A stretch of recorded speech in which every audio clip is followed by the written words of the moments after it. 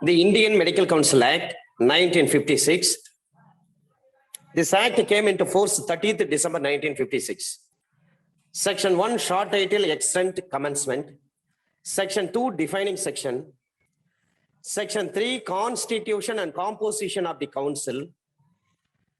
Under section 3, capital A, power of central government to supersede a council and constitute a board of governors. Under section 3B, certain modification of the act. Under section 3C, power of central government to give directions. Under section 4, mode of election. Under section 5, restrictions on nomination and membership. Under section 6, incorporation of the council. Under section 7, term of office of president, vice president, and members. Under section 8, meetings of the council. Under section 9, officers, committees, and servants of the council. Under section 10, executive committee. Under section 11, recognition of medical qualifications granted by universities of medical institution of India. Under section 12, recognition of medical qualifications granted by medical institution in countries with which there is a scheme of reciprocity. Under section 13, recognition of medical qualifications granted by certain medical institutions whose qualifications are not included in the first of second schedule. Under section 14, special provisions in certain cases for recognition of medical qualification granted medical institutions, countries with which there is no scheme of reciprocity. Under section 15, right of persons possessing qualification in the schedule to be enrolled. இந்த சட்டத்தில் 14 சட்ட பிரிவுகளை ஏற்கனவே நாம பார்த்துட்டோம். மீதம் இருக்கக்கூடிய சட்ட பிரிவுகளை பார்த்து விட்டால் இந்த ஆக்ட் கம்ப்ளீட் ஆயிடும். அண்டர் செக்ஷன் 15, 14 வரை நாம் ஏற்கனவே பார்த்து விட்டோம். Under section 15, right of persons possessing qualifications in the schedule to be enrolled. மருத்துவ கல்வியை முடித்த நபர்கள் அவருடைய தகுதிகள், அந்த தகுதிகளை முறையாக அவர்கள் பதிவு செய்ய வேண்டும். தமிழ்நாட்டிலே மருத்துவம் படிக்கிறாங்கன்னு சொன்னால் மருத்துவ கல்வி படித்து முடித்தவுடன் தன்னை ஒரு மருத்துவராக பணிபுரிவதற்காக Tamil Nadu medical registration, Tamil Nadu registration act 1914 படி அந்த எம்பிபிஎஸ் குவாலிபிகேஷன் இருக்கக்கூடிய அந்த மாணவர் தான் மருத்துவ தொழில் செய்வதற்கு பயிற்சி பெறுவதற்கு தன்னை அந்த பதிவில் அவர் செய்து கொள்ள வேண்டும். இதான் 1914 ஆக்ட் சொல்லுகிறது. பதிவு செய்தால் மட்டுமே அவர் மருத்துவ தொழில் செய்ய முடியும், ஒரு மருத்துவராக பயிற்சி பெற முடியும். Subject to the other provisions contained in this act, இந்த சட்டத்தில் இதர பிரிவுகளை சொல்லப்பட்டதை பொறுத்து the medical qualifications included in the schedule shall be sufficient qualification for enrollment on any state medical register. இந்தியாவில் யார் யார் மருத்துவ படிப்பு முடித்திருக்கிறார்களோ அந்தந்த மாநிலத்தில் இருக்கக்கூடிய ஸ்டேட் மெடிக்கல் ரெஜிஸ்டரில் அவர்களுடைய பெயரை கண்டிப்பாக என்ரோல் பண்ண வேண்டும், பதிவு செய்ய வேண்டும். Under section 16, power to require information as to courses of study and examinations. இந்த 16ல தான் Dhanalakshmi Srinivasan medical college versus medical council of India. இந்த வழக்கை நான் ஆரம்ப கிளாஸ்லேயே சொல்லியிருக்கிறேன். Under section 14, subsection 4ல தான் ஒரு மருத்துவ கல்லூரியை ஆரம்பித்து நடத்துகின்ற பொழுது அதற்கான தேவைகள் அனைத்தும் பூர்த்தி செய்யப்பட்டிருக்க வேண்டும். தரமான கட்டிடம், சுகாதாரமான சுற்றுச்சூழல், எல்லா விதமான மருத்துவ உபகரணங்கள், ஆபரேஷன் தியேட்டர்ஸ், அனுபவமிக்க மருத்துவ கல்வியை கற்பிக்கும் பேராசிரியர்கள், விரிவுரையாளர்கள், இவை எல்லாவற்றையும் பரிசீலனை செய்து அதன் பிறகுதான் மெடிக்கல் கவுன்சில் ஆஃப் இந்தியா ஒரு மருத்துவ கல்லூரிக்கு அனுமதியை வழங்குவார்கள். Every university or medical institution in India, இந்தியாவில் இருக்கக்கூடிய ஒரு மருத்துவ பல்கலைக்கழகம் அல்லது எந்த ஒரு மருத்துவ கல்லூரியாக இருந்தாலும் சரி, which grants a recognized medical qualification shall furnish such information as the council may from time to time require as to courses of study and examination to be undergone in order to obtain such qualification, as to the ages at which such courses of study and examinations are required to be undergone, and such qualification is conferred and generally as to the requisites for obtaining such qualification. இந்தியாவில் இருக்கக்கூடிய எந்த ஒரு மருத்துவ பல்கலைக்கழகமோ அல்லது மருத்துவ கல்லூரியோ, அந்த மருத்துவ கல்லூரி அல்லது பல்கலைக்கழகத்திற்கு மெடிக்கல் குவாலிஃபிகேஷன் அவர்கள் கல்லூரி நடத்துவதற்கு அல்லது யூனிவர்சிட்டியை நடத்துவதற்கு மருத்துவ முறையில் அவர்களுக்கு தகுதி இருக்கிறது என்பதை பற்றி அங்கீகரிப்பது யார் என்று சொன்னால் மெடிக்கல் கவுன்சில் ஆஃப் இந்தியா. அந்த மெடிக்கல் கவுன்சில் ஆஃப் இந்தியா தான் ஒரு மருத்துவ கல்லூரிக்கோ அல்லது ஒரு மருத்துவ பல்கலைக்கழகத்துக்கோ அல்லது ஒரு டீம்டு யூனிவர்சிட்டிக்கோ அங்கீகாரத்தை கொடுப்பார்கள். அப்ப அங்கீகாரம் உங்களுக்கு வேண்டும் என்று சொன்னால் அதை பற்றி அனைத்து விவரங்களையும் நீங்கள் தாக்கல் செய்ய வேண்டும். அதை பற்றி இன்ஃபர்மேஷன் அனைத்தையும் அந்த கவுன்சில் கிட்ட, மெடிக்கல் கவுன்சில் கிட்ட தாக்கல் செய்ய வேண்டும். மெடிக்கல் கவுன்சில் அந்தந்த நேரத்திற்கு ஏற்றார் போல் அந்த படிப்புகளை பொறுத்து, மருத்துவ படிப்பில் பல்வேறு வகையான படிப்புகள் இருக்கிறது. எலும்பு முறிவு, ஆர்த்தோ, ஹார்ட், லங்ஸ், லிவர், இப்படி கிட்னி,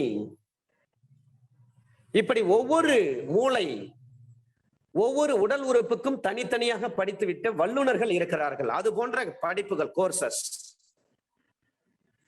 அந்த கோர்சஸை பொறுத்து, அந்த தேர்வுகளை பொறுத்து இந்த குவாலிபிகேஷன்லாம் இவர்களுக்கெல்லாம் வழங்க வேண்டும். அதற்கு என்ன வயது வரம்புகள், இந்த கோர்சஸ்க்கு ஸ்டடி பண்றாங்க, படிக்கிறாங்கன்னு சொன்னால் அந்த எக்ஸாமினேஷன்ஸ்க்கு என்னென்ன தேவைப்படுகிறது, அப்ப போதுமான தகுதிகள், இதை எல்லாவற்றையும் வழங்குவது, பொதுவாக என்னென்ன தேவைகள் என்பதை குறித்து இந்த படிப்பு படிக்கின்ற மாணவர்களுக்கு இதுதான் குவாலிபிகேஷன். அந்த கோர்சஸ் அந்த காலேஜில் அதிகரிக்க முடியுமா, அதுல வயசு என்ன தீர்மானிப்பது, இது போன்ற விஷயங்கள் அனைத்தும் எல்லா பர்டிகுலர்ஸையும் நீங்க கவுன்சில் கிட்ட சப்மிட் பண்ணப்பட்ட பிறகு கவுன்சில் முடிவெடுப்பாங்க. அந்தந்த நேரத்துக்கு ஏற்ற மாதிரி வயது நிர்ணயம், இத்தனை வயது உடையவர்கள் தான் நீங்கள் பயில முடியும், இவர்களுக்கு எந்தெந்த வகையான கோர்சஸ் ஆஃபர் பண்றாங்க, இந்தந்த குவாலிபிகேஷன்ஸ் அவங்களுக்கு இருக்கு, இதையெல்லாம் நாங்க கன்ஃபர் பண்றோம், இவர்களுக்கு தேவையான தேர்வு முறைகள், அந்த தேர்வு முறைகளுக்கு எவ்வாறு நடந்து கொள்ள வேண்டும், அதற்கு என்ன தகுதிகள், இது போன்ற அனைத்து விஷயங்களையும் மெடிக்கல் கவுன்சில் தான் முடிவு செய்வார்கள். அதன் அடிப்படையில் தான் தீர்மானிக்கப்படுகிறது.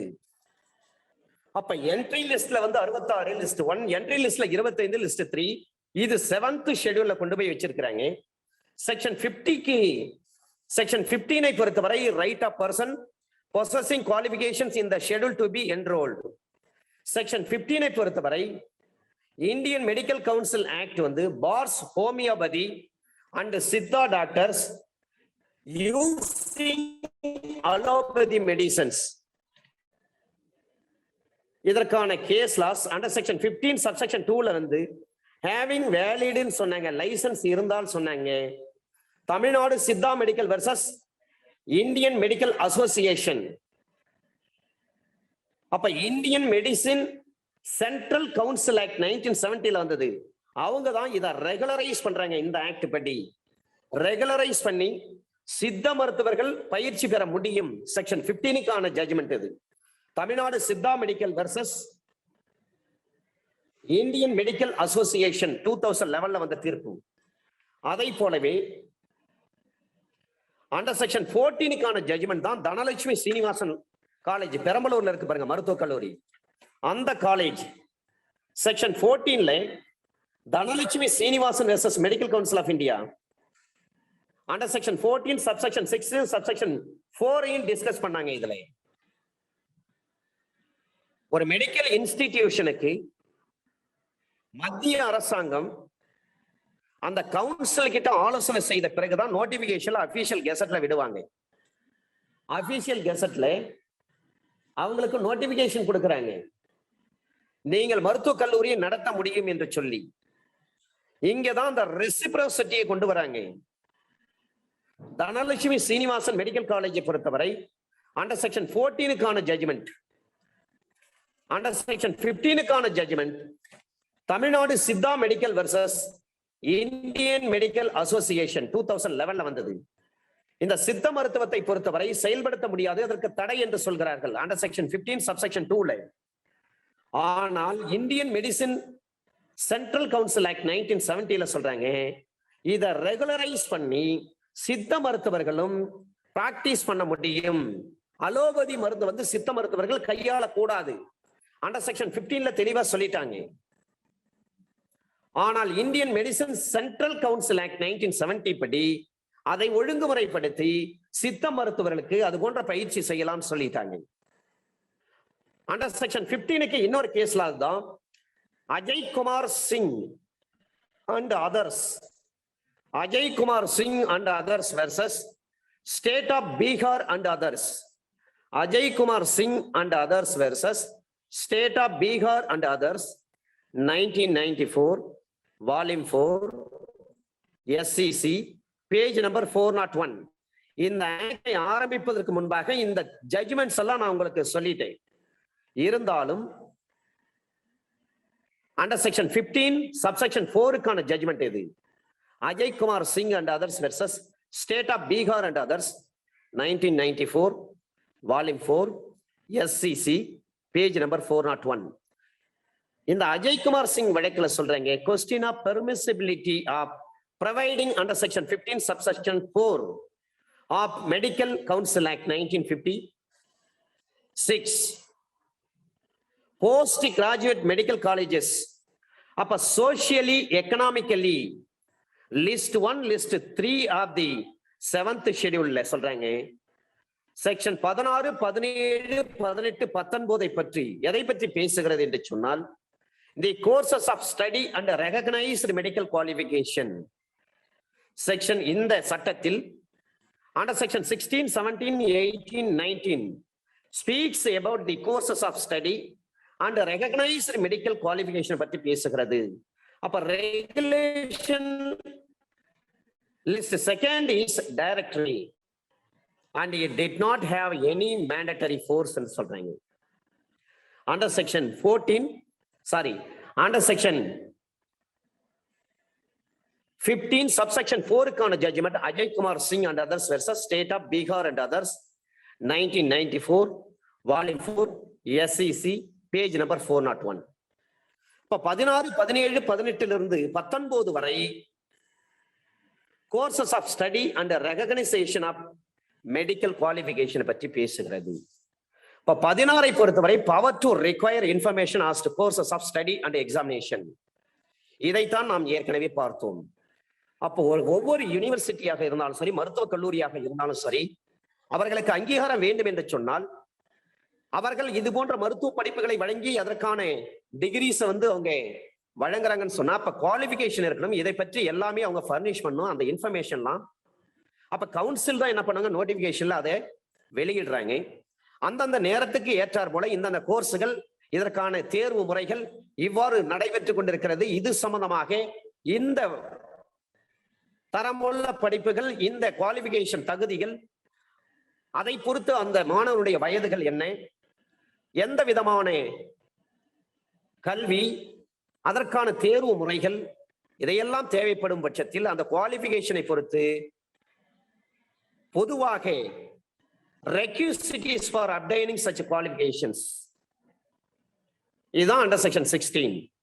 அண்டர் செக்ஷன் 17 பொறுத்தவரை இன்ஸ்பெக்ஷன் ஆஃப் எக்ஸாமினேஷன்ஸ், இந்த தேர்வுகளை கண்காணிப்பதற்காக, ஆய்வு செய்வதற்காக ஒரு கமிட்டி, அந்த கமிட்டி தான் the committee shall appoint such number of medical inspectors as it may deem requisite to attend at any or all of the examination held by the universities or medical institutions in India for the purpose of recommending to the central government recognition of medical qualifications. இந்த committee தான், இந்த கமிட்டியில் எத்தனை உறுப்பினர்கள் வேண்டுமானாலும் அமைக்க முடியும். இவர்கள் எல்லா தேர்வுகளையும் அல்லது ஏதாவது ஒரு தேர்வுகளை ஒரு மருத்துவ பல்கலைக்கழகத்தால் நடத்தப்படக்கூடிய ஒரு தேர்வுகள், மருத்துவ கல்லூரிகளால் அல்லது மருத்துவ கல்லூரிகளால் இந்தியாவில் நடத்தப்படக்கூடிய தேர்வுகள், இது எதற்காக இந்த கமிட்டி என்று சொன்னால் for the purpose of recommending to the central government recognition of medical qualification. இவர்கள்தான் ஆய்வு செய்து மருத்துவ கல்வி வழங்குவது, அந்த குவாலிஃபிகேஷன், அந்த தகுதிகளை, அந்த டிகிரிஸை வழங்குவதற்கு இவர்கள் ஆய்வு செய்து தனது பரிந்துரைகளை மத்திய அரசுக்கு இவர்கள் தெரிவிப்பார்கள். இந்த யூனிவர்சிட்டிக்கு நீங்க பர்மிஷன் கிராண்ட் பண்ணுங்க, இந்த மெடிக்கல் காலேஜுக்கு நீங்க பர்மிஷன் கிராண்ட் பண்ணுங்க, நாங்கள் ஆய்வு செய்திருக்கிறோம், இந்த தேர்வு செய்திருக்கிறோம், அல்லது இங்கே நடந்த அனைத்து விதமான தேர்வுகளை ஆய்வு செய்திருக்கிறோம், இது தரமாக இருக்கிறது, எனவே இவர்களுக்கு நீங்கள் அங்கீகாரம் அளிக்கலாம் என்று சொல்லி தனது பரிந்துரைகளை மத்திய அரசாங்கத்திற்கு தெரிவிப்பதற்காக under section 17 subsection 1 subsection 2 ல சொல்றாங்க, the inspectors appointed under this section shall not interfere with the conduct of any examination. தேர்வு நடத்துகின்ற பொழுது இந்த சட்டத்தின்படி நியமனம் செய்யப்பட்ட இந்த இன்ஸ்பெக்டர்ஸ், இந்த ஆய்வாளர்கள் எல்லாம் எந்த ஒரு தேர்வையும் நடத்துகின்ற பொழுது அந்த தேர்வை அதில் தலையீடு செய்யக்கூடாது. ஆனால் but they shall report to the committee. ஆனா கமிட்டிக்கு அவங்க என்ன பண்ணலாம், ரிப்போர்ட் கொடுக்கலாம். சார் நான் பேசுறது கேக்குதுங்களா? எஸ் சார், கேக்குதுங்க sir. Okay. But the committee shall forward a copy of any such report to the university or medical institution concerned and shall also forward a copy with the remarks of the university or institution thereon to the central government. அப்ப இந்த கமிட்டிக்கு 3 வேலை தான். அந்த 3 வேலைகளை அவர்கள் செய்ய வேண்டும். அவங்க எக்ஸாம்ல தலையிட முடியாது, ஆனா ரெக்கமெண்ட் பண்ணலாம், ரிப்போர்ட் கொடுக்கலாம் கமிட்டி கிட்ட, அந்த இன்ஸ்பெக்டர்ஸ். அப்ப அந்த கமிட்டி எதை ஃபார்வர்ட் பண்றாங்க, அந்த ரிப்போர்ட்டை யாருக்கு, யூனிவர்சிட்டிக்கு அல்லது மெடிக்கல் இன்ஸ்டிடியூஷன் சம்பந்தமாக, அந்த மருத்துவ பல்கலைக்கழகத்தின் சம்பந்தமாக அந்த ரிப்போர்ட்டை என்ன பண்றாங்க, அவங்களுக்கு தாக்கல் பண்றாங்க. and shall also forward a copy with the remarks of the university. அந்த மருத்துவ கல்லூரி சம்பந்தமாக ஏதேனும் ரிமார்க்ஸ் இருந்தால் அல்லது அந்த மருத்துவ பல்கலைக்கழகத்தின் சம்பந்தமாக ஏதேனும் ரிமார்க்ஸ் இருந்தால் அதை பற்றி மத்திய அரசாங்கத்துக்கு இந்த கமிட்டி என்ன பண்ணுவாங்கன்னா ஃபார்வர்ட் பண்ணுவாங்க. அப்ப மத்திய அரசாங்கம் அதில் முடிவெடுக்கும். இதற்கு முந்தைய ஆட்சி காலத்தில் மத்திய சுகாதாரத்துறை அமைச்சராக ஒருவர் இருந்தார். 7 மருத்துவ கல்லூரிகளுக்கு அங்கீகாரம் வழங்குவதற்கு கையூட்டு பெற்றதாக ஒரு மிகப்பெரிய வழக்கு இன்றைக்கு சிபிஐ வழக்கு பதிவு செய்யப்பட்டு டெல்லி நீதிமன்றத்தில் நிலுவையில் இருந்து கொண்டிருக்கிறது. கமிட்டி கொடுத்த ரிப்போர்ட் எல்லாம் கன்சிடர் பண்ணல, கவுன்சில் சொன்னதெல்லாம் கன்சிடர் பண்ணல, இன்ஸ்பெக்டர்ஸ் இவர்கள் கொடுத்த அந்த ரிப்போர்ட்டை எதையும் கன்சிடர் பண்ணல. ஆனால் மருத்துவ பல்கலைக்கழகத்துக்கு மருத்துவ கல்லூரிகளுக்கு அனுமதி கொடுக்கப்பட்டு விட்டது. பிறகு 3 கண்டெய்னர் லாரி நிறைய பணம் இருந்ததுன்னு சொல்லி மத்திய அரசாங்கம் பிடிச்சாங்க. அந்த வழக்கு இன்றைக்கும் நிலுவையில் இருக்கிறது. அப்ப இந்த இன்ஸ்பெக்ஷன் ஆஃப் எக்ஸாமினேஷன்ஸ் இதையெல்லாம் எதற்கு? செக்ஷன் 14, 15, 16 இது 3 அதற்கான அங்கீகாரங்கள். 17 இருந்து 18, 19 வரை இந்த கோர்சஸ் ஆஃப் ஸ்டடி அதனுடைய ரெகக்னைசேஷன் மெடிக்கல் குவாலிபிகேஷன் இவங்க கொடுப்பதற்கு அங்கீகாரம் உள்ள கல்லூரிகள். போலி மருத்துவ கல்லூரிகள்லாம் இயங்கி இருக்கிறது. அப்ப போலி மருத்துவ கல்லூரிகள்லாம் வரக்கூடாது. நியாயமான அங்கீகாரம், படிப்பவர்களுக்கு எல்லாம் சரியாக கிடைக்க வேண்டும். Under section 18, visitors at examinations. Under section 17 சொல்றாங்க inspection of examinations சொல்றாங்க. section 18 சொல்றாங்க visitors at examinations சொல்றாங்க.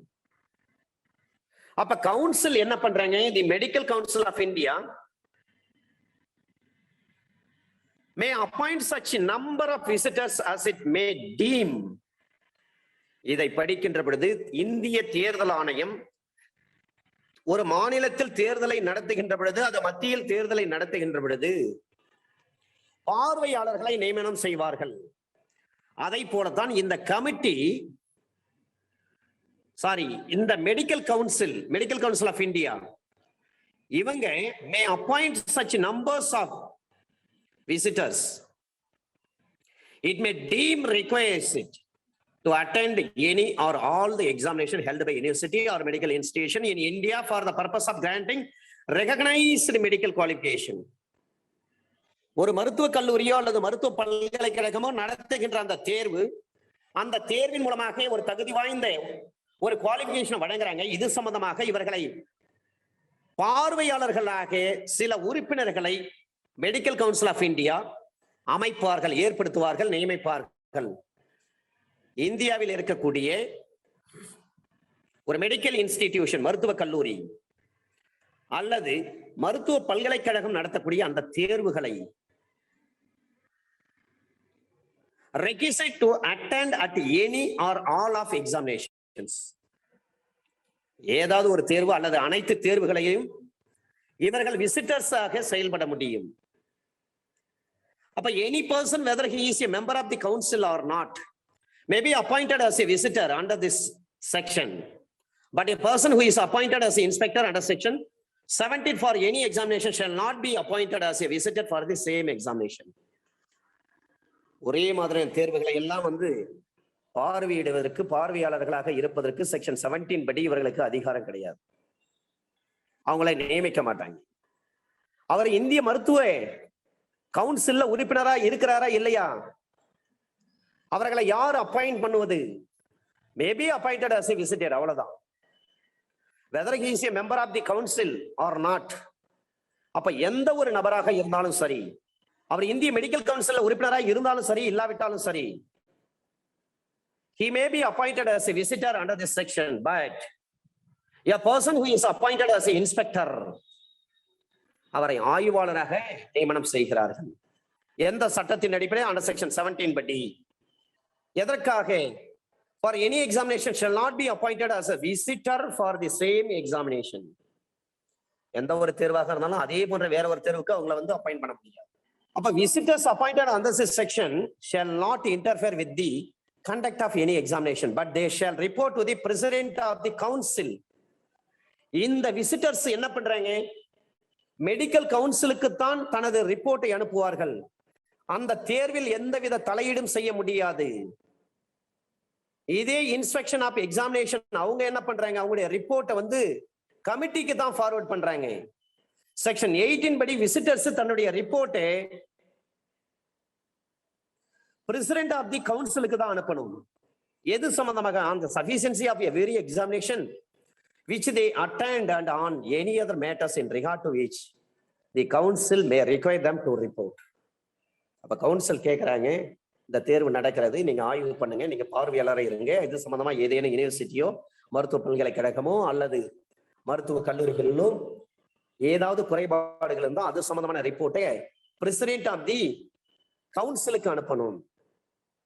அப்ப அந்த ரிப்போர்ட்டை பொறுத்தவரை report of visitor shall be treated as confidential.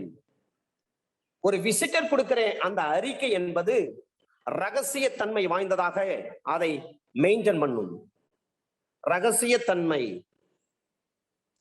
Under section 121 சொல்லியிருப்பாங்க இந்தியன் எவிடன்ஸ் ஆக்ட் 122, 24, 26, 28, 29 மிக முக்கியமானது. பிரிவிலேஜ்டு கம்யூனிகேஷன் என்று சொல்லுகிறார்கள். காப்புடை செய்திகள், காப்புடை செய்திகள் என்று சொன்னா கான்பிடென்ஷியல். அதை வெளிப்படுத்தவே கூடாது. ஒரு போலீஸ் ஒரு கள்ளச்சாராய வியாபாரி வந்து அரெஸ்ட் பண்றாரு. அந்த வியாபாரி கேட்கிறாரு, உங்களுக்கு யார் தகவல் சொன்னது, போலீஸ் கிட்ட கேட்கிறாரு. அந்த தகவல் சொன்னவரை அந்த போலீஸ் ஆபீசர் சொல்ல வேண்டிய அவசியமே கிடையாது அந்த அக்யூஸ்ட் கிட்ட. இந்த ரகசிய தகவல்களை சொல்பவரை தான் ஆங்கிலத்தில் விசில் ப்ளோவர் என்று அழைப்பார்கள். விசில் ப்ளோவர் என்று சொன்னால் நம்ம கிராமத்துல சொல்லுவாங்க, இந்த ஆள் தான் போலீஸுக்கு போட்டு கொடுத்துட்டான், காட்டி கொடுத்துட்டான், சொல்லி விட்டுட்டான் அப்படின்னு சொல்லுவாங்க. தகவல், ரகசிய தகவல் அளிப்பவர் என்று அர்த்தம் தமிழ்ல, விசில் ப்ளோவர். அப்ப இவர்களை பற்றி அந்த இன்வெஸ்டிகேஷன் ஆபீசர் அவருடைய பெயர், நேம் அண்ட் அட்ரஸ் எல்லாத்தையும் வெளிப்படுத்த வேண்டிய கடமை அவருக்கு கிடையாது. யாருக்கும் சொல்ல வேண்டிய அவசியமே கிடையாது. ஏனென்று சொன்னால் இது பிரிவிலேஜ்டு கம்யூனிகேஷன். ஒரு கணவன் ஒரு மனைவி கிட்ட சொல்றாரு, நான் பக்கத்து வீட்டுக்கான மர்டர் பண்ணி புதைச்சிட்டேன். அப்ப கணவன் தன்னுடைய மனைவி கிட்ட சொன்னதை அந்த மனைவி கொண்டு போயிட்டு அந்த தகவலை போலீஸ் கிட்ட சொல்றாங்கன்னு வச்சுங்க, அது சட்டப்படி செல்லுமா? செல்லவே செல்லாது. ஆனால் அந்த கணவனும் மனைவியும் பிரிந்து வாழ்கின்ற பொழுது அந்த மனைவி அப்பொழுது சொல்றாங்கன்னு சொன்னால் அது அட்மிசிபிள், ஏற்றுக்கொள்ளப்படும். இருவரும் கணவன் மனைவியாக வாழுகின்ற பொழுது அவர்களுக்கு இடையே பரிமாறிக்கொள்ளப்பட்ட எந்த ஒரு தகவலாக இருந்தாலும் சரி, அந்த தகவல்களின் அடிப்படையில் எவிடென்ஷியரி வேல்யூ இருக்குன்னா கிடையாது. ஆனா 2 பேர் பிரிஞ்சு வாழறாங்க, அப்ப வெளிப்படுத்துறாங்க, அப்ப அது சட்டப்படி செல்லுமானா செல்லும். இதற்கு நிறைய கேஸ்லாஸ் இருக்கு. ஓகே, எனவே இந்த விசிட்டர்ஸ் கொடுக்கக்கூடிய அந்த அறிக்கை என்பது ரகசியத்தன்மை வாய்ந்ததாக பராமரிக்கப்பட வேண்டும். அப்ப அந்த கவுன்சிலினுடைய தலைவர் இருக்கிறாரு, பிரசிடென்ட் ஆஃப் தி கவுன்சில். அவர் சில வழிகாட்டுதல்களை குறிப்பிட்டால் மட்டுமே அந்த தகவல்களை வெளியிட முடியும், இல்லைன்னா வெளியிடவே முடியாது. It should be maintained as a confidential report. Provided that if the central government requires a copy of the report of visitor, the council shall furnish the same. Under section 19, withdrawn of recognition, ஒரு அங்கீகாரத்தை திரும்ப பெற்றுக் கொள்ளுதல். When upon report by the committee or by a visitor appointed under section 18, it appears to the council that the courses of study and examination to be undergone in any university or medical institution in India in order to obtain a recognized medical qualification, or that the standards of proficiency required from candidates at any examination held for the purpose of granting such qualifications are not such as to secure to persons holding such qualification the knowledge and the skill required for the efficient practice of medicine. The council shall make a representation to that effect to the central government. Visitors வந்து under section 18 படி appoint பண்ணிருக்காங்க அல்லது committee appoint பண்ணிருக்காங்க. இந்த கமிட்டியோ இந்த விசிட்டரோ இந்த சட்டத்தின் பிரிவு 18 அடிப்படையில் நியமனம் செய்யப்பட்டிருக்கின்ற இவர்கள் தனது அறிக்கையை மெடிக்கல் கவுன்சில் ஆஃப் இந்தியாவுக்கு அனுப்புறாங்க.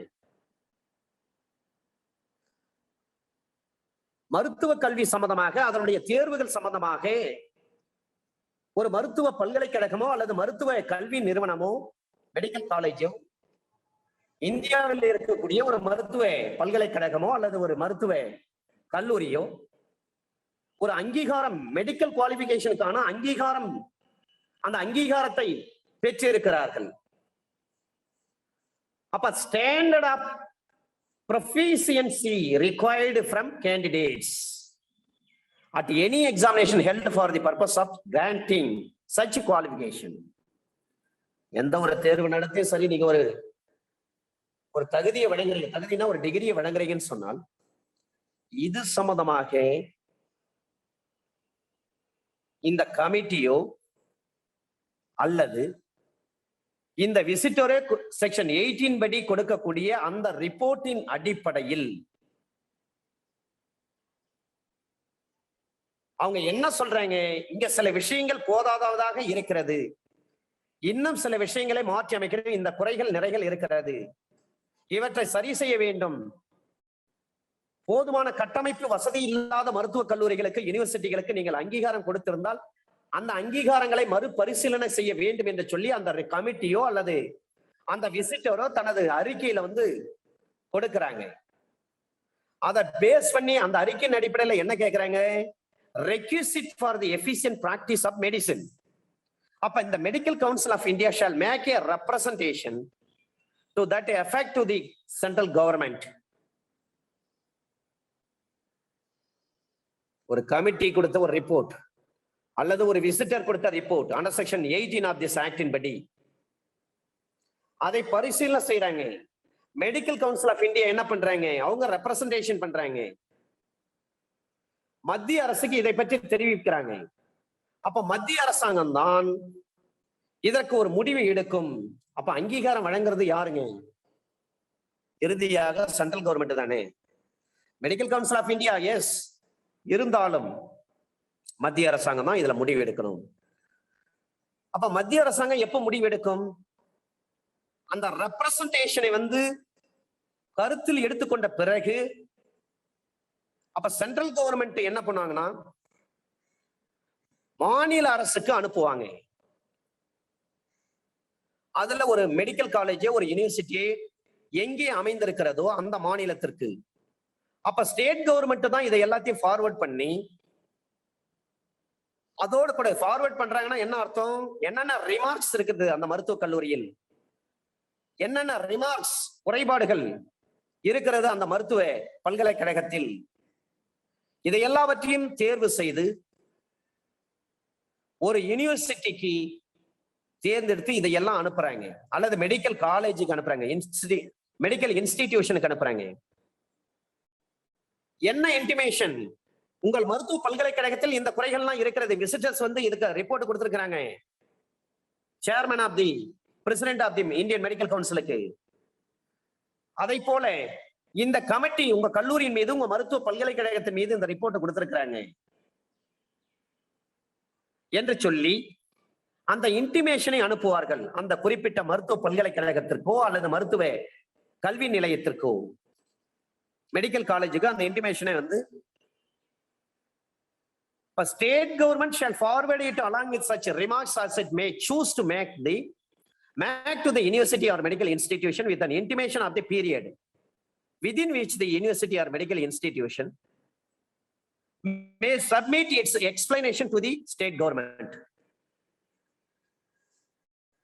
அப்ப மாநில அரசு கண்டிப்பாக அந்த மருத்துவ பல்கலைக்கழகத்திற்கோ அல்லது மருத்துவ கல்லூரிக்கோ அந்த ரிப்போர்ட்டை அனுப்பின பிறகு அந்த இன்டிமேஷன் கொடுத்த பிறகு அந்த மருத்துவ கல்லூரி அல்லது அந்த மருத்துவ பல்கலைக்கழகமும் அவர்கள் தரப்பு விளக்கத்தை அளிக்க வேண்டும் என்று சொல்லி ஒரு ஃபேர் சான்ஸ் கொடுப்பாங்க. அண்டர் செக்ஷன் 19 சப்செக்ஷன் 2 படி உங்க காலேஜ் சம்பந்தமாக, உங்க மருத்துவ பல்கலைக்கழக சம்பந்தமாக இது போன்ற குறைகள்லாம் வந்திருக்கிறது. சென்ட்ரல் கவர்மெண்ட் எங்க கிட்ட ஃபார்வர்ட் பண்ணிருக்காங்க.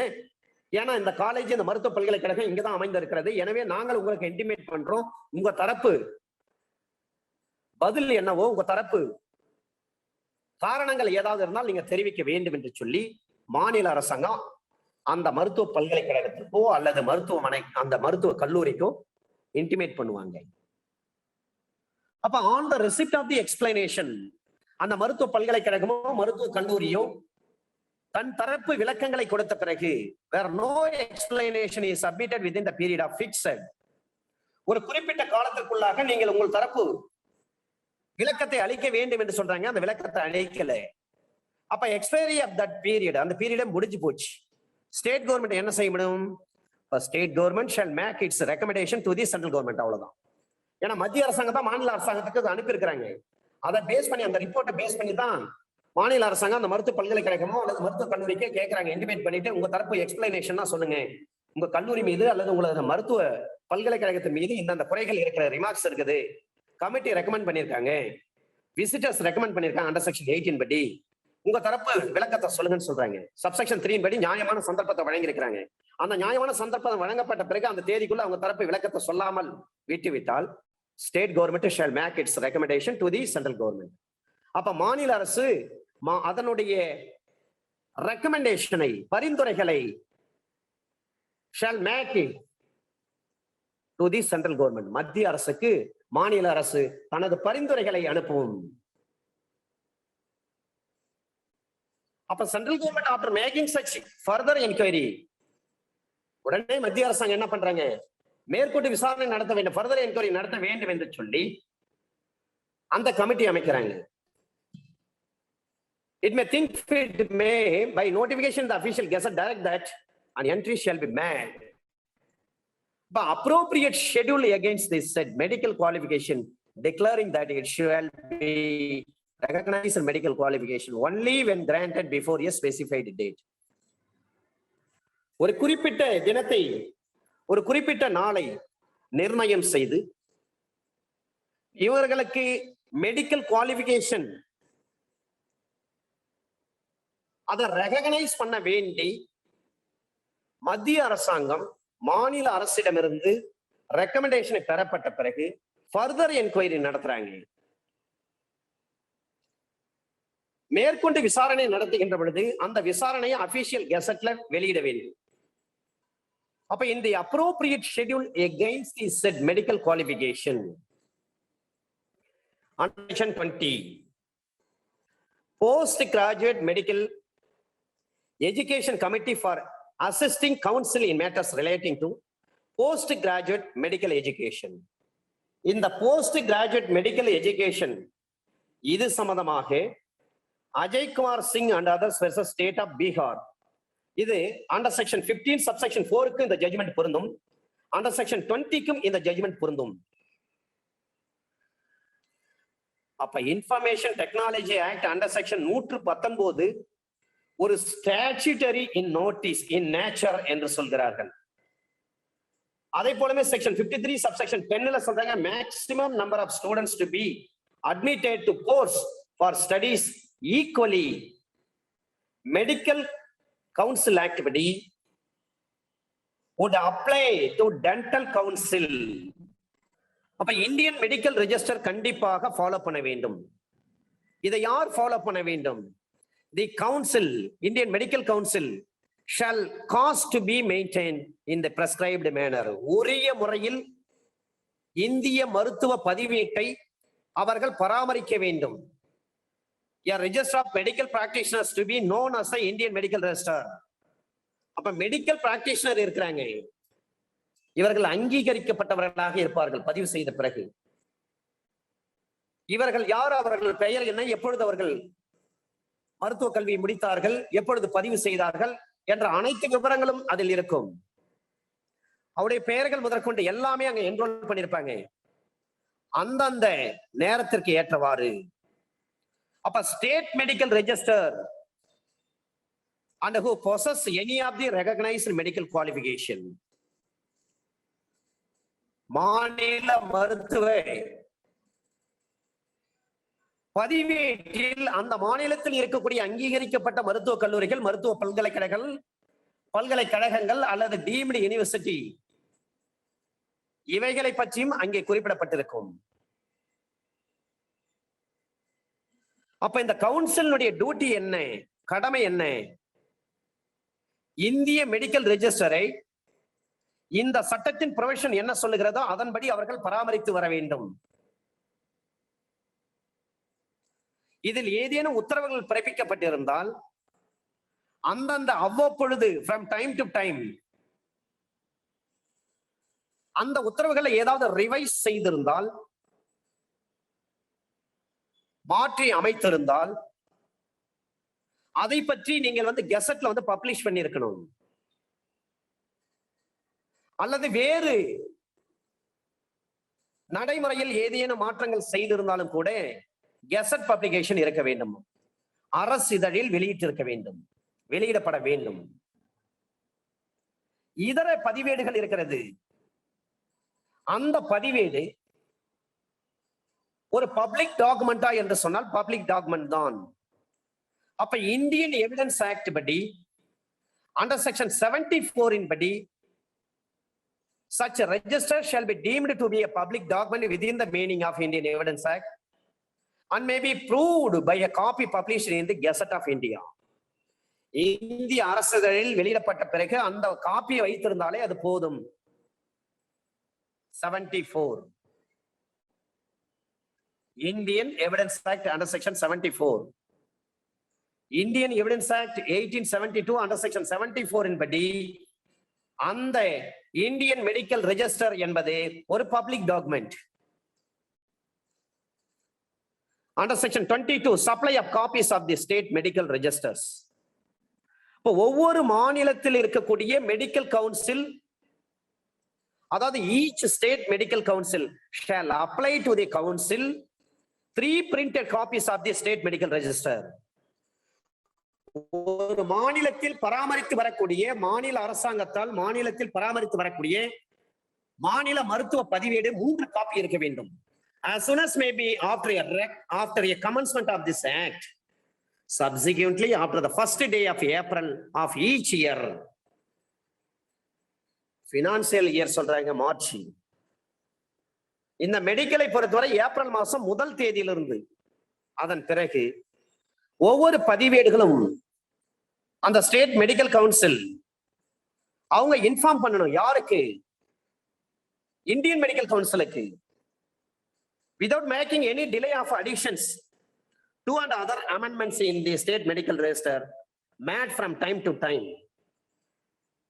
அந்த நேரத்துக்கு அவ்வப்பொழுது ஏதேனும் அமெண்ட்மெண்ட் ஏதாவது செய்திருக்கும் பட்சத்தில், திருத்தங்கள் ஏதாவது செய்யப்பட்டிருந்தால், மாநில மருத்துவ பதிவில் ஏதேனும் திருத்தங்கள் செய்யப்பட்டிருந்தால், கூடுதலாக அவற்றையும் எந்தவித கால தாமதமின்றி இந்திய மருத்துவ கவுன்சிலுக்கு அந்த ஸ்டேட் மெடிக்கல் ரெஜிஸ்டர் என்ன பண்ணுவாங்கன்னா அந்த தகவலை தெரிவித்தாக வேண்டும். அந்த நேரத்துக்கு நாங்க ஸ்டேட் மெடிக்கல் ரெஜிஸ்டர்ல இந்த திருத்தங்களை கொண்டு இது கூடுதலாக நாங்க சேர்த்து வைத்திருக்கிறோம் என்ற விவரத்தை இந்தியன் மெடிக்கல் கவுன்சிலுக்கு தெரியப்படுத்த வேண்டும். Under section 23, registration in the Indian medical register. Indian medical register, registration in the Indian medical register. இந்திய மருத்துவ பதிவில் அந்த பதிவேட்டில் பதிவு செய்தல். அப்ப the register of the council may, on receipt of report of registration of a person in a state medical register, on application made in the prescribed number, in the prescribed manner by any such a person, enter his name in the Indian medical register. ஒரு மாநில மருத்துவ பதிவேட்டில் பதிவு செய்யப்பட்டிருக்கூடிய ஒரு உறுப்பினர் என்று சொன்னால் மருத்துவ படிப்பு படித்துவிட்டு மருத்துவராக பணிபுரிவதற்கு பதிவு செய்திருக்கிறார். அந்த மருத்துவ அந்த குவாலிபிகேஷன் உள்ள நபர் அந்த மாநில மருத்துவ பதிவேட்டில் பதிவு செய்திருக்கக்கூடிய அந்த நபருடைய பதிவை, அந்த ரிப்போர்ட்டை மெடிக்கல் கவுன்சிலுக்கு, இந்தியன் மெடிக்கல் கவுன்சிலுக்கு, அந்த ரெஜிஸ்டர் ஆஃப் தி கவுன்சில் அவர்களுக்கு தெரியப்படுத்த வேண்டும். அல்லது ஒரு மனுவின் பேரில், உரிய முறையில் இருக்கக்கூடிய ஒரு மனுவின் பேரில் அந்த நபர் தெரியப்படுத்த வேண்டும். அவருடைய பெயரை இந்தியன் மெடிக்கல் ரெஜிஸ்டர்ல பதிவு செய்ய வேண்டும் என்று சொல்லி இந்தியன் மெடிக்கல் கவுன்சிலுக்கு அவர் தெரியப்படுத்த வேண்டும் மனுவின் மூலமாக.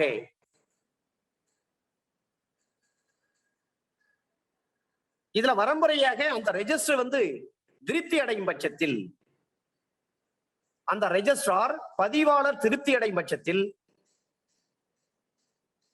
அந்த நபர் யார் மருத்துவ படிப்பு முடிச்சிருக்க, எம்பிபிஎஸ் முடிச்சிருக்காரோ அவர் தானே பதிவு பண்றாரு.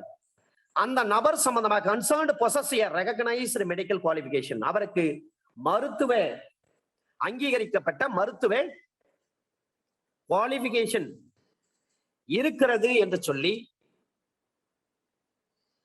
மெடிக்கல் கவுன்சிலுடைய ரெஜிஸ்ட்ரார் திருப்தி அடையும் பட்சத்தில் அவற்றை அங்கீகாரம் செய்வார்கள். அவருடைய பெயரை இந்தியன் மெடிக்கல் ரெஜிஸ்டர்ல பதிவு செய்வார்கள். Under section 24, removal of names from the Indian medical register. இந்திய மருத்துவ பதிவேட்டிலிருந்து ஒருவருடைய பெயரை பெயர்களை நீக்கம் செய்வது. In the name of any person enrolled on a state medical register, ஒரு மாநில மருத்துவ பேரேட்டில் தன்னுடைய பெயரை பதிவு செய்திருக்கக்கூடிய எந்த ஒரு நபராக இருந்தாலும் சரி, அவர் எந்த பெயரில் பதிவு செய்திருக்கிறாரோ அந்த பெயரை is removed therefrom, அதிலிருந்து நீக்கம் செய்யப்படும். ஏன் நீக்கிட்டாங்க? In persons of any power conferred by or under any law relating to registration of medical practitioners for the time being in force in any state, the council shall direct the removal of the name of such person from the Indian medical register. அப்ப இந்த council தான் அதற்கு வழிகாட்டுறாங்க, உத்தரவிடுறாங்க. அந்த நபருடைய பெயரை இந்திய medical ரெஜிஸ்டர்ல இருந்து நீக்குங்க. எதற்காக? In pursuance of any power conferred by or under any law relating to registration of medical practitioners for the time being in force in any state. Under section 25, provisional registration for clinical practice. நீங்க ஒரு clinic வச்சு அங்கே நீங்க மருத்துவராக பயிற்சி பெறுகிறீர்கள் என்று சொன்னால் அவற்றை பதிவு செய்வது பிரைவேட் கிளினிக்கல் எஸ்டாப்ளிஷ்மெண்ட் ஆக்ட்னு ஒரு ஆக்ட் இருக்கு. அந்த ஆக்ட் நான் ஏற்கனவே எடுத்துட்டேன். If the courses of study to be undergone for obtaining a recognized medical qualification include a period of training after a person has passed the qualifying examination, and before such qualification is conferred on him, any such person shall, on application made by him in this behalf, be granted provisional registration in a state medical register by the state medical council concerned in order to enable him to practice medicine in an approved institution for the period aforesaid. முறையாக MBBS படித்து வெற்றிகரமாக முடித்துவிட்டு அவற்றை பதிவு செய்த பிறகு அந்த நபர் ஒரு கிளினிக்கை வைத்து அவர் மருத்துவ தொழில் செய்து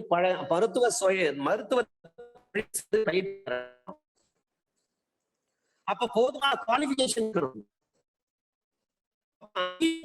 மெடிக்கல் குவாலிஃபிகேஷன் அந்த நபரிடம் இருக்கும் பட்சத்தில்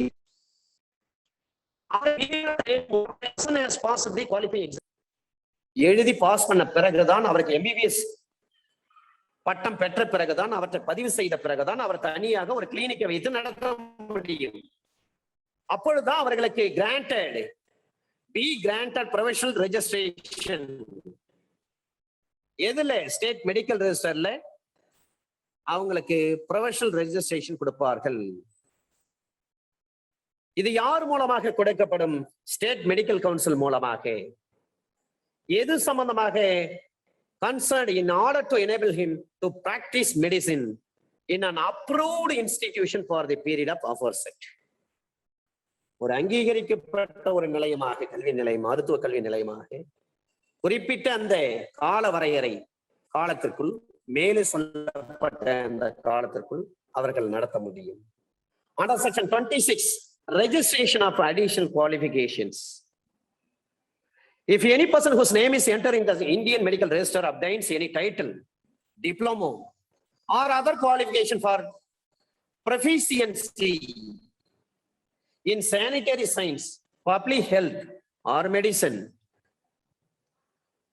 அப்ப மெடிசினோ ஒரு பப்ளிக் ஹெல்த்தோ அல்லது சானிட்டரி சயின்ஸோ அல்லது டிப்ளமோ ஏதாவது ஒரு டைட்டில், ஏற்கனவே அவருடைய பெயர் வந்து இந்தியன் மெடிக்கல் ரெஜிஸ்டர்ல வந்து பதிவு செய்யப்பட்டிருக்கு, என்டர் பண்ணிட்டாங்க.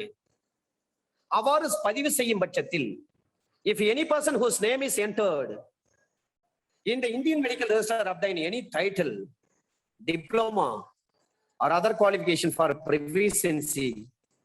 proficiency in sanitary science, public health, or medicine, which is recognized medical qualification,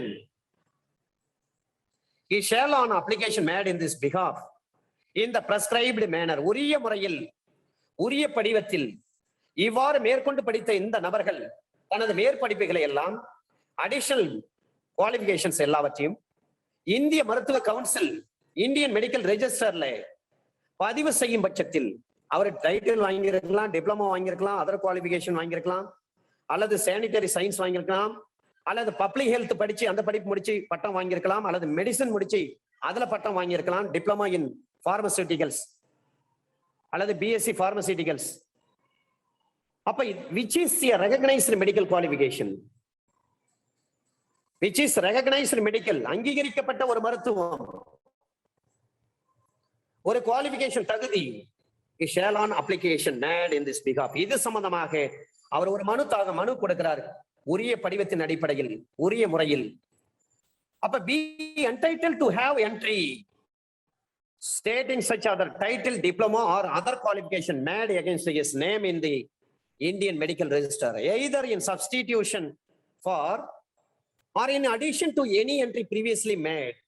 இதற்கு முன்னாடி அவர் ஏற்கனவே இது போன்ற பதிவு செய்திருந்தாலும் கூட, அப்ப ப்ரொவிஷனல் ரெஜிஸ்ட்ரேஷன் ஸ்டேட் மெடிக்கல் ரெஜிஸ்டர்ல கொடுக்குறாங்க. இதர டைட்டிலோ ஒரு டிப்ளமாவோ அதர் குவாலிபிகேஷனையோ அவருடைய பெயரில் இந்திய மருத்துவ பதிவேட்டில் பதிவு செய்திருக்காங்க, சப்ஸ்டிடியூஷன் பண்ணிருக்காங்க, அல்லது அடிஷன் பண்ணிருக்காங்க. அது எப்படி இருக்கலாம்? To any entry previously made. அப்ப இந்த என்ட்ரிஸ் எல்லாம் எதை பொறுத்து இருக்க வேண்டும்? ஸ்டேட் மெடிக்கல் ரெஜிஸ்டர் அதுல வந்து மாற்றம் செய்திருக்க வேண்டும். shall be altered in accordance with the alteration made in the Indian Medical Register. இந்திய மருத்துவ பேரேட்டில் அவங்க ஆல்டரேஷன் பண்ணியிருந்தாங்கன்னா அதை பொறுத்து ஒரு மாநிலத்தில் பராமரிக்கக்கூடிய ஸ்டேட் மெடிக்கல் ரெஜிஸ்டர்லையும் அதை ஆல்டர் பண்ண வேண்டும். Under section 28, person enrolled on the Indian Medical Register to notify change of place of residence or practice. ஒரு மருத்துவ படிப்பு முறையாக ஒரு மருத்துவ கல்லூரியில் படித்து விட்டு வந்திருக்கிறார், அல்லது மருத்துவ பல்கலைக்கழகத்தில் படித்து வெற்றிகரமாக முடித்து வந்திருக்கிறார், தேர்வு எழுதி பாஸ் பண்ணிட்டு இருக்காரு, அதை முறையாக பதிவு செய்திருக்கிறார் ஸ்டேட் மெடிக்கல் ரெஜிஸ்டர்ல, அது இந்தியன் மெடிக்கல் ரெஜிஸ்டர்லையும் பதிவாகி இருக்கிறது. அதன் பிறகு ஒரு மருத்துவராக பயிற்சி பெறுகிறார், ஒரு குறிப்பிட்ட மாவட்டம் குறிப்பிட்ட இடத்துல வந்து மெடிக்கல் வச்சு நடத்துறாரு, ஒரு கிளினிக் வச்சு நடத்துறாரு. அவ்வாறு இருக்கும் பட்சத்தில் சில சூழ்நிலைகளின் காரணமாக அவர் அந்த இடத்திலிருந்து வேற ஒரு மாவட்டத்துக்கு செல்லலாம், வேற ஒரு மாநிலத்திற்கு செல்லலாம். அவ்வாறு இருக்கின்ற பொழுது அது சம்பந்தமான விவரங்களை ஸ்டேட் மெடிக்கல் கவுன்சிலுக்கு தெரியப்படுத்த வேண்டும். Under section 27 சொல்றாங்க privileges of persons who are enrolled on the Indian Medical Register. அப்ப subject to the conditions, சில நிபந்தனைகளுக்கு உட்பட்டு restrictions laid down in this act, இந்த சட்டத்தில் சில கட்டுப்பாடுகளை விதித்திருக்கிறார்கள். Regarding medical practice by persons, medical practice செய்வது சம்பந்தமாக எந்த நபர் செய்கிறாரோ அவர்கிட்ட வந்து possessing certain recognised medical qualification, அங்கீகரிக்கப்பட்ட மருத்துவ குவாலிஃபிகேஷன் இருக்கணும். அப்ப ஒவ்வொரு நபரும் அவருடைய பெயரில் அந்தந்த நேரத்தில் இந்தியன் மெடிக்கல் கவுன்சில் அங்கே வந்து அவங்க என்டைட்டில் பண்ண முடியும். அவருடைய குவாலிஃபிகேஷனை பொறுத்து இவர்கள் இந்தந்த ஏரியாவில் வந்து மெடிக்கல் ஆபீசராக, மெடிக்கல் பிராக்டிஷனராக பிராக்டிஸ் செய்வதற்கு இந்தியாவில் எந்த பகுதியில் வேண்டுமானாலும் அவர்கள் பிராக்டிஸ் செய்யலாம். But to recover in due course of law in respect of such practice any expenses, charges in respect of medicaments or other appliances or any fees to which he may be entitled. எந்த ஒரு தொகையாக ஃபீஸாகவே இவர்கள் பெற்றுக்கொள்ள முடியும். இந்தியாவில் எந்த பகுதியில் வேணாலும் இவங்க பிராக்டிஸ் பண்ணலாம். அப்ப every person whose name is for the time being in bone on the Indian medical register shall be entitled according to his qualification to practice as medical practitioner in any part of India and to recover in due course of law in respect of such practice any expenses, charges in respect of medicaments or other appliances or any fees to which he may be entitled. Under section 28, person enrolled on the Indian medical register to notify change of place, residence or practice. Under section 27 படி ஏற்கனவே பதிவு செய்யப்பட்ட உரிய qualification உள்ள ஒரு மருத்துவர் வெற்றிகரமாக தேர்வு எழுதி பாஸ் பண்ணி MBBS முடிச்சிட்டாரு, அவர் பதிவு பண்ணிருக்கிறாரு, ஸ்டேட் மெடிக்கல் ரெஜிஸ்டர்ல பதிவு பண்ணிருக்காரு, இந்தியன் மெடிக்கல் ரெஜிஸ்டர்லயும் அவர் நேம் வந்து பதிவாயிருக்கிறது. இந்த மாவட்டம் இந்த ஏரியால வந்து மெடிக்கல் பிராக்டிஷனரா பிராக்டிஸ் பண்ண போறேன்னு சொல்லிட்டு அதையெல்லாம் குறிப்பிட்டிருக்காங்க.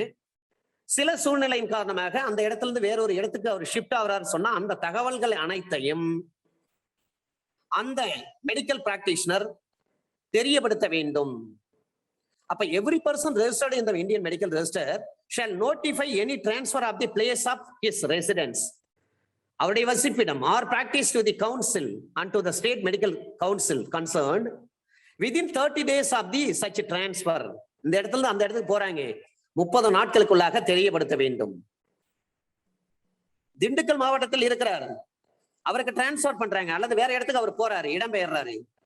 இப்போ 30 நாட்களுக்குள்ளாக நான் ஏற்கனவே திண்டுக்கல்ல கிளினிக் வச்சு நடத்திட்டு இருந்தேன், திண்டுக்கல்ல கவர்மெண்ட் ஹாஸ்பிட்டல் ஒர்க் பண்ணிட்டு இருந்தேன், திண்டுக்கல்ல தனியாக நான் வந்து மெடிக்கல் பிராக்டிஷனரா இருந்தேன், இப்பொழுது நான் திண்டுக்கல்லில் இருந்து மதுரைக்கு வந்து விட்டேன், அந்த தகவலை மதுரையில் இந்த இடத்துல நான் கிளினிக் வச்சு நடத்துறேன், நான் மெடிக்கல் பிராக்டிஷனரா இருக்கிறேன் அப்படின்னு சொல்லி அந்த தகவல்களை 30 தினங்களுக்குள்ளாக ஸ்டேட் மெடிக்கல் கவுன்சிலுக்கு தெரியப்படுத்தணும். Failing which his right to practice in the election of members to the council or a state medical council shall be liable to be forfeited by order of the central government, either permanently or for such period as may be specified therein. அப்ப மத்திய அரசாங்கம் என்ன பண்ணுவாங்க, இது போன்ற நபர்கள் வந்து ஏதாவது ஒரு தேர்வுல நிக்கிறாங்க, அப்ப Indian medical register shall be entitled according to his qualification, failing which is right to participate in the election of members to the council. Indian medical கவுன்சிலுக்கு அவர் நிற்பதற்கு இந்த உறுப்பினர் ஆகணும் அப்படின்னு சொல்லி ஒரு தேர்வு நடக்கிறது, அந்த எலெக்ஷன்ல அவரால் கண்டெஸ்ட் பண்ண முடியாது. அதை போலவே அல்லது மாநில அளவில் இருக்கக்கூடிய மெடிக்கல் கவுன்சிலுக்கு அவர் உறுப்பினராக தேர்ந்தெடுக்கப்படக்கூடாது. ஏன்னா he shall be liable to be forfeited. எதன் மூலமாக? Order of the central government, மத்திய அரசாங்கத்துடைய உத்தரவின் மூலமாக அவர் அந்த தேர்தல் நிற்பதற்கு உரிமையை பறிக்கப்பட்டிருக்கிறது. அது நிரந்தரமாக இருக்கலாம் அல்லது ஒரு குறிப்பிட்ட கால அளவிற்கு வரை என்று சொல்லி மத்திய அரசாங்கம் தான் அதனுடைய நோட்டிபிகேஷன்ல குறிப்பிட்டு சொல்லியிருப்பாங்க. அண்டர் செக்ஷன் 29 30 நாள்ல என்ன பண்ணும், இவர் எந்த இடத்துல பிராக்டிஸ் பண்றாரோ அதை தெரியப்படுத்தணும். அப்படி எல்லாம் இந்தியன் மெடிக்கல் கவுன்சில் எலெக்ஷன்ல நிக்க முடியாது, அதுல உறுப்பினர் ஆக முடியாது. அதை போலவே ஸ்டேட் மெடிக்கல் கவுன்சில்ல வந்து உறுப்பினர் ஆக முடியாது. அந்த தகுதியை வந்து பறித்து விடுவார்கள் மத்திய அரசாங்கம் ஒரு உத்தரவின் மூலமாக. அது எவ்வளவு நாள் பெர்மனண்டா பறிக்கலாம், ஃபர்ஃபீட் பண்ணலாம், ஃபர்ஃபீச்சர் பண்ணலாம், அல்லது டெம்பரரியா ஒரு குறிப்பிட்ட பீரியட் வரை என்பதை மத்திய அரசாங்கம் தான் தீர்மானிப்பார்கள். Under section 29 information to be furnished by the council and publication thereof. the council shall furnish such reports, copies of its minutes, abstracts of its accounts, and other information to the central government as that government may require. Information to be furnished by the council and the publication thereof.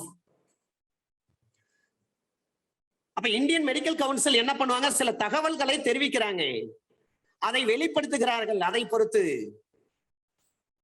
அப்ப the council shall furnish such report, அறிக்கைகள், copies of its minutes, அந்த அறிக்கையினுடைய minutes என்று சொன்னால் தகவல் குறிப்பு என்ற அர்த்தம், இன்னொன்று தீர்மானம் என்ற அர்த்தம். அந்த தீர்மான காப்பிகளையும், அப்ஸ்ட்ராக்ட்ஸ் அதனுடைய சுருக்க,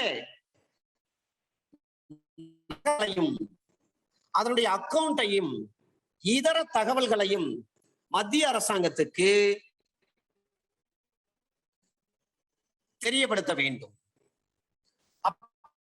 மத்திய அரசாங்கம் எது எதெல்லாம் தேவை என்று சொல்கிறார்கள், மத்திய அரசாங்கம் தான் மே பப்ளிஷ் இன் சச் மேனர், அந்த முறையில் அவர்கள் தான் வெளியிடுவார்கள். as it may think fit, இது நியாயமானது என்று மத்திய அரசுக்கு திருப்தி அடையும் பட்சத்தில் அந்த முறையில் அவற்றை வெளியிடுவார்கள். any report, copy, abstract or other information furnished to it under this section or under section 17 and 18, பிரிவு 17 அல்லது 18 வாயிலாக அதன்படி மேற்படி ஒரு ரிப்போர்ட்டோ, ஒரு காப்பியோ, ஒரு அப்ஸ்ட்ராக்டோ அல்லது இதர தகவல்களோ, அதர் இன்ஃபர்மேஷனையோ furnish பண்ணுவார்கள், தாக்கல் செய்வார்கள். under section 30, commissions of inquiry. Whenever it is made to appear the central government that this council is not complying with any of the provisions of this act, இந்த சட்டத்தின்படி இந்தியன் மெடிக்கல் கவுன்சில் கம்ப்ளையாக நடக்கல, comply பண்ணலன்னு சொன்னால் இப்ப மத்திய அரசாங்கம் நீங்க ஆஜராகணும், இதை பற்றி செய்ய வேண்டும் அப்படின்னு சொல்லிட்டு ஒரு உத்தரவு போட முடியும். கவர்மெண்ட் தான் இதை ரெஃபர் பண்றாங்க, ஒரு பர்டிகுலர் ஆஃப் தி கம்ப்ளைண்ட் பற்றி யாருக்கு, ஒரு கமிஷன் ஆஃப் இன்கொயரிக்கு கமிஷன் அமைக்கிறாங்க. அந்த கமிஷன்ல எத்தனை உறுப்பினர்கள் இருக்க முடியும்? 3 உறுப்பினர்கள் இருக்க முடியும். அதுல 2 பேரை பொறுத்தவரை மத்திய அரசாங்கம் நிர்ணயிக்கும். அதுல ஒருவரை பொறுத்தவரை ஹைகோர்ட் ஜட்ஜியாக இருப்பார். அந்த கமிஷனை பொறுத்தவரை ஒரு விசாரணையை செய்கிறார்கள் என்று சொன்னால் அது சம்மரி ப்ரொசீஜர் தான் ஃபாலோ பண்ணணும். அவ்வாறு ஃபாலோ பண்ணி அந்த விசாரணை செய்து தனது அறிக்கையை மத்திய அரசாங்கத்துக்கிட்ட அவர்கள் ஒப்படைக்க வேண்டும். உண்மையான நிகழ்வுகள், என்னென்ன குற்றச்சாட்டுகள், அந்த புகாரில் என்னென்ன குற்றச்சாட்டுகள் சொல்லப்பட்டிருக்கிறதோ அதை பொறுத்து உண்மைகளை அவர்கள் ஆய்வு செய்து விசாரணை செய்து அதை மத்திய அரசிடம் ஒப்படைக்க வேண்டும்.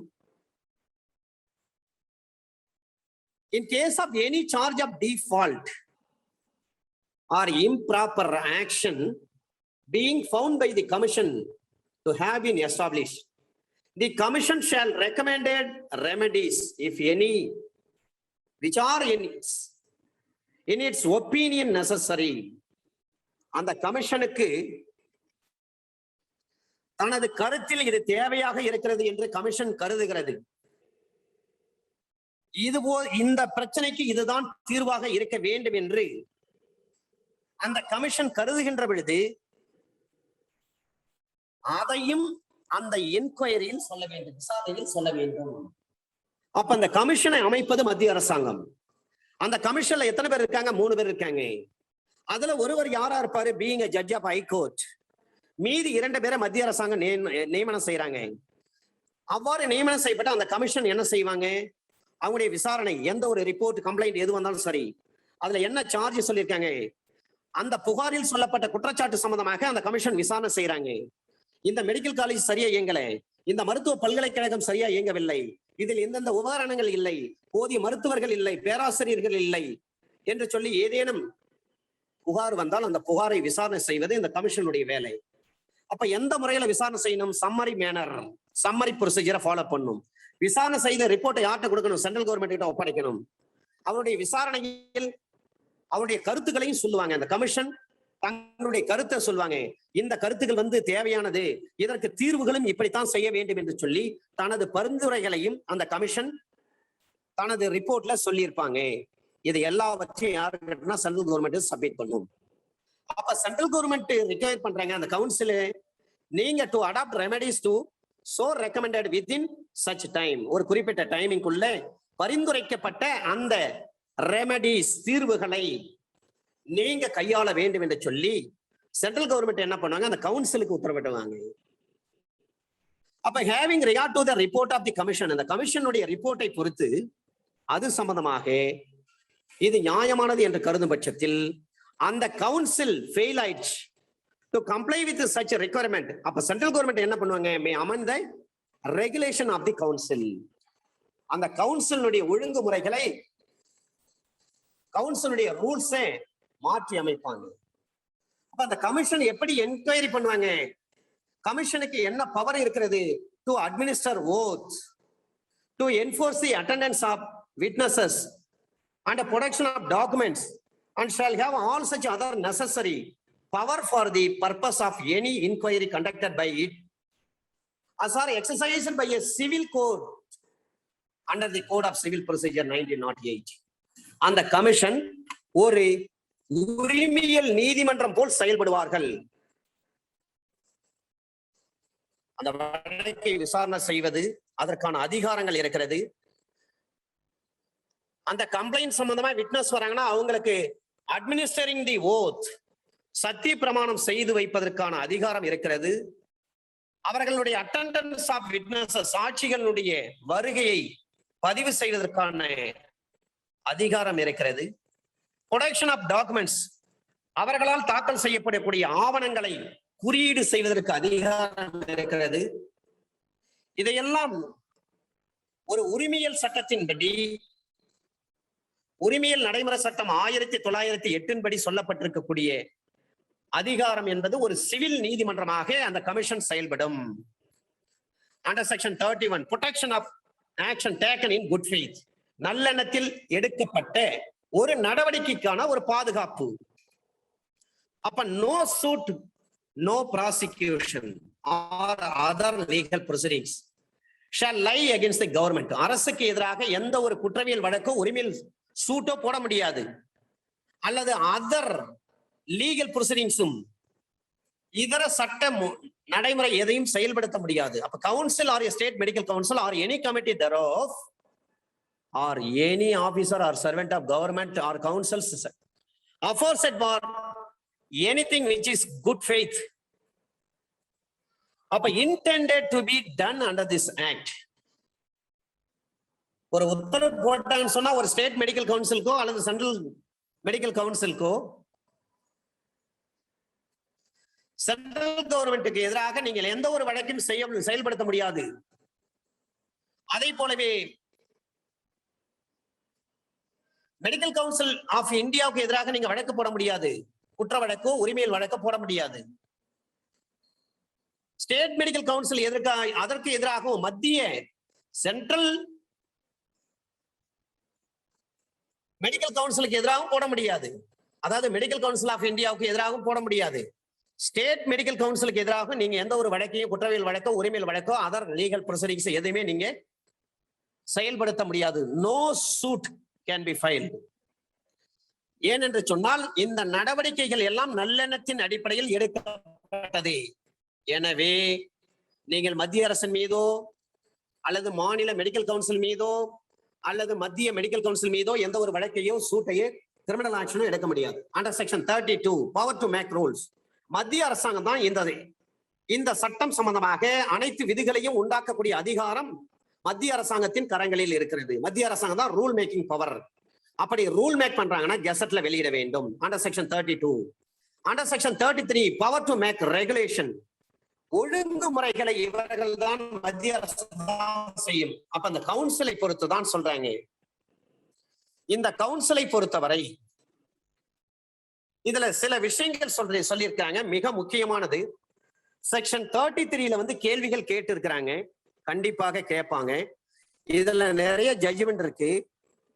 Power to make regulation, in the council may with the previous sanction of the central government. மத்திய அரசாங்கத்துக்கிட்ட ஏற்கனவே இவங்க அனுமதி வாங்கியிருக்கிறாங்க.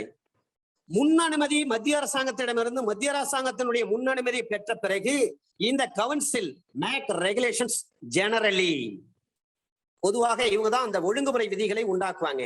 எதற்கு? To carry out purposes of this act, இந்த சட்டத்தினுடைய நிலைகளை நடைமுறைப்படுத்துவதற்காக, without prejudice to the generality of this power, such regulations may provide for under section 33 clause A.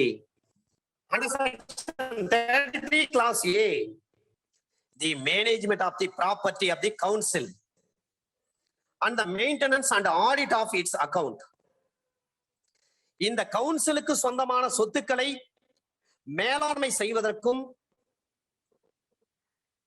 அந்த கவுன்சிலினுடைய வருடாந்திர ஆடிட்டை கணக்கை தணிக்கை செய்வதற்கும் அதை பராமரிப்பதற்காக ரெகுலேஷன் ஒழுங்குமுறை விதிகளை உண்டாக்கலாம். Under section 33 clause A. Clause B ல சொல்றாங்க summoning and holding of meetings of the council. அந்த கவுன்சிலுக்கான மீட்டிங் நடத்துவது சம்பந்தமாக மற்றும் கவுன்சில் நடத்துகிற விசாரணைக்கு சம்மன் அனுப்புறாங்க, சம்மன் சார்வது சம்பந்தமாகும். எந்த இடங்களில் எந்த நேரத்தில் அந்த மீட்டிங் நடைபெறுவதாக இருக்கிறது, எங்கே அந்த மீட்டிங்கை நடத்த வேண்டும். அப்ப இந்த ஒழுங்குமுறை விதிகளை யார் உண்டாக்குறாங்க? சென்ட்ரல் கவர்மெண்ட் ப்ரீவியஸ் இந்த கவுன்சில் வந்து கிரியேட் பண்றாங்க. ஒரு மீட்டிங் எங்க நடத்தணும், எத்தனை மணிக்கு, எந்த தேதியில, எந்த இடத்துல நடத்தணும், ஒரு சம்மன் எப்படி அனுப்ப வேண்டும், அதுல எத்தனை உறுப்பினர்கள் பங்கெடுத்துக் கொள்ள வேண்டும், குவாரம் எப்படி அமைக்க வேண்டும், இது பற்றி ஒரு ரெகுலேஷன்ஸ் உண்டாக்குறாங்க. Under section 33 clause C, the resignation of members of the council. அந்த கவுன்சில்ல இருக்கக்கூடிய உறுப்பினர்கள் யாரேனும் ராஜினாமா செய்து விட்டால், தனது பதவியை ராஜினாமா செய்து விட்டால், அப்ப ராஜினாமா செய்கின்ற பொழுது, தனது பதவியை ரிசைன் பண்ணுகின்ற பொழுது அதற்கான ஒழுங்குமுறைகளை வகுப்பது. Under section 33 clause D, the powers and duties of the president and vice president. அந்த கவுன்சிலுடைய பிரசிடென்ட் அண்ட் வைஸ் பிரசிடென்ட் கடமைகளும் அதிகாரங்களும் எவ்வாறு இருக்க வேண்டும் என்று ஒரு ஒழுங்குமுறை விதிகளை வகுப்பது. Under section 33 clause E, the mode of appointment of the executive committee and other committees, the summoning and holding of meetings and the conduct of business of such committees. ஒரு செயற்குழுவை நியமனம் செய்கின்ற முறை, இதர கமிட்டிகளை நியமனம் செய்கின்ற முறை, ஒரு சம்மனை அனுப்புகின்ற முறை, ஒரு மீட்டிங்கை நடத்துகின்ற முறை, இதையெல்லாம் அந்த கமிட்டி எவ்வாறு செயல்பட வேண்டும் என்பது சம்பந்தமாக ஒரு ஒழுங்குமுறை விதிகளை உண்டாக்க முடியும். Under section 33F, tenure of office, அவருடைய பதவி காலம், the powers and duties of the registrar, அந்த பதிவாளருடைய அதிகாரங்களும் அவருடைய கடமைகளையும், and other officers and servants of the council, அந்த மருத்துவ கவுன்சிலுடைய இதர உறுப்பினர்கள், இதர பணியாளர்கள், அவர்களுடைய கடமைகள், செயல்பாடுகள், அவருடைய பதவி காலங்கள், இவற்றையெல்லாம் நிர்ணயம் செய்வதற்காக ரெகுலேஷன் அமைப்பது. Under section 33FA, the form of scheme, அந்த திட்டம் எந்த வடிவத்தில் இருக்க வேண்டும், அந்த திட்டத்தினுடைய வடிவம் எப்படி இருக்க வேண்டும், particulars to be given in such a scheme, அந்த திட்டத்தினுடைய particulars, விவரங்கள் எல்லாமே கொடுக்கப்பட்டு இருக்க வேண்டும். The manner in which the scheme is to be preferred and fee payable with the scheme under class B of subsection 2 of section 10A. இந்த சட்டத்தின் பிரிவு 10A subsection 2 class B இன் படி ஒரு ஃபீஸ் பே பண்றாங்க, இவ்வளவு ஃபீஸ் என்று சொல்லி நாம் ஏற்கனவே பார்த்திருக்கோம். ஒரு திட்டத்தை வகுக்கிறாங்கன்னா அதுல என்ன பர்டிகுலர்ஸ் இருக்க வேண்டும், அதை எவ்வாறு செயல்படுத்த போகிறார்கள், அது எந்த முறையில் அவற்றை நடைமுறைப்படுத்த வேண்டும், அதற்கு என்ன ஃபீஸ், இதையெல்லாம் தீர்மானிப்பதற்கு ரெகுலேஷனை அமைக்க முடியும், மேக் ரெகுலேஷன் பண்ண முடியும். Under section FB, under section 33 class FB, any other factors under class G of section 7 of section 10 capital A, இந்த சட்டத்தின் பிரிவு 10 கேபிட்டல் ஏவின் படி சப்செக்ஷன் 7 கிளாஸ் ஜி இன் படி எந்த விதமான இதர காரணிகளை எல்லாவற்றையும் ஒழுங்குபடுத்துவதற்காக we can make regulation.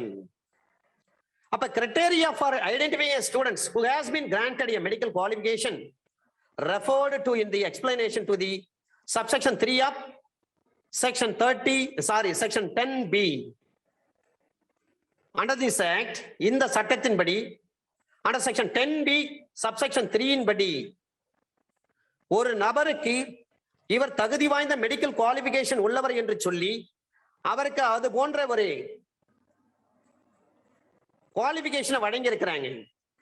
அந்த ஸ்டூடெண்ட்னுடைய ஐடென்டிஃபையிங் அதனுடைய கிரைட்டீரியா என்ன, இது சம்பந்தமாக ரெகுலேஷன் மேக் பண்ணலாம். இப்போ particulars to be stated and the proof of qualifications to be given in application for registration under this act. என்னென்ன பர்டிகுலர்ஸ் எல்லாம் அதுல இருக்குதுன்னு சொல்லி குறிப்பிடப்பட்டு அதுக்கான proof of application, proof of qualifications to be given in applications for registration under this act. இந்த சட்டத்தின்படி பதிவு செய்வதற்காக ஒரு விண்ணப்பத்தின் அடிப்படையில் அந்த விண்ணப்பத்துல சொல்றாங்க இதுதான் என்னுடைய குவாலிஃபிகேஷன் அப்படின்னு சொல்லி ப்ரூவ் பண்றாங்க, இதுதான் அவருடைய பர்டிகுலர்ஸ் சொல்லி அந்த விண்ணப்பத்துல எல்லாமே சொல்லப்பட்டிருக்க வேண்டும். இது சம்பந்தமாக ரெகுலேஷன் மேக் பண்ணலாம். fees to be paid on application and appeals under this act.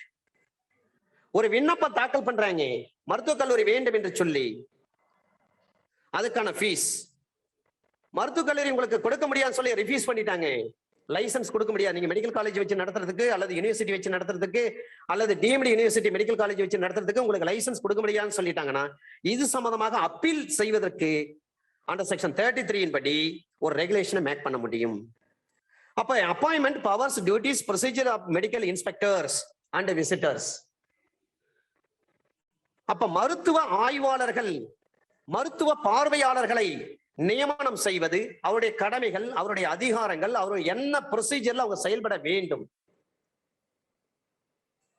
இது சம்பந்தமாக we can make regulation under section 33 class J. The courses and period of study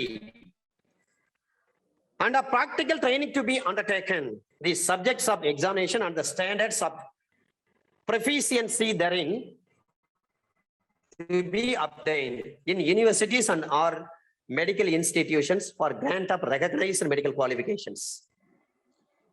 ஒரு மருத்துவ கல்லூரியில் என்னென்ன வகையான கோர்சஸ்கள், பீரியட் ஆஃப் ஸ்டடி என்ன, பிராக்டிகல் ட்ரைனிங் எப்படி இருக்கணும்,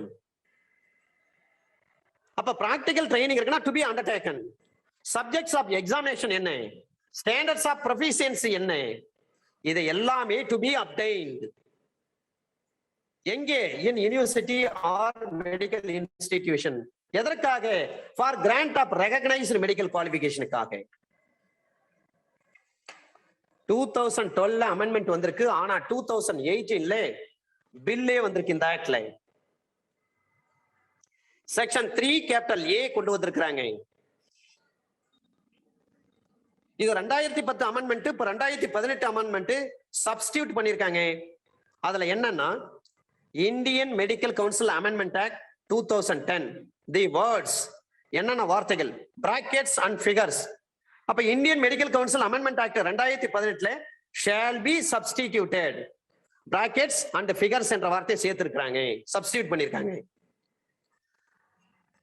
சப்செக்ஷன் 2 கிளாஸ் B ல சொல்றாங்க இந்த ஆக்ட்ல 3 years அந்த words 1 year shall be substituted.